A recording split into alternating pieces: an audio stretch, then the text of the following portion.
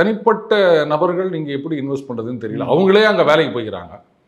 அங்கே போயிட்டு கம்பெனி ஆரம்பிச்சு, இப்போ அமெரிக்காவில் இது மாதிரி கம்பெனி ஆரம்பித்த தமிழர்கள் அப்படின்னு நிறைய பேர் இருக்காங்க, எனக்கே தெரியும்.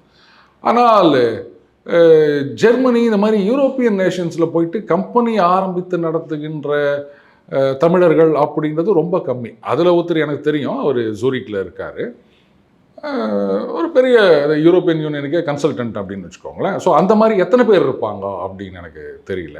அப்படியே இங்கே வந்து இன்வெஸ்ட் பண்ணணும்னா என்ன பண்ணுறது? இங்கே வந்து இன்வெஸ்ட் பண்ணிவிட்டு எக்ஸ்போர்ட் பண்ணணும்னா அமெரிக்காவுக்கு பண்ண முடியாது, யூரோப்பியன் யூனியனுக்கு பண்ணலாம் அப்படின்னு சொன்னால், வா நாங்களே யாராவது மார்க்கெட் கிடைக்குமா எக்ஸ்போர்ட் பண்ணலாமான்னு யோசிச்சுன்னு இருக்கிறோம், நீ இங்கேருந்து இங்கே கொண்டு வந்து கொடுப்பியா அப்படின்னு அவங்க கேட்டாங்கன்னா என்ன பண்ணுறது அப்படின்னு தெரியல. சரி வரட்டும், என்ன மால் வருது, இது மால்னா இது சூப்பர் மார்க்கெட், என்ன மாதிரியான இன்வெஸ்ட்மெண்ட் வருது, என்ன கம்பெனி வருது அப்படிங்கிறத பொறுத்து இருந்து பார்க்கலாம். டைம் கொடுப்போமா, என்னப்போ இன்னும் 8 மாதம் இருக்குது, அதுக்குள்ளே ஜெர்மன்லேருந்து ஏதாவது வருதான்னு பார்க்கலாம்.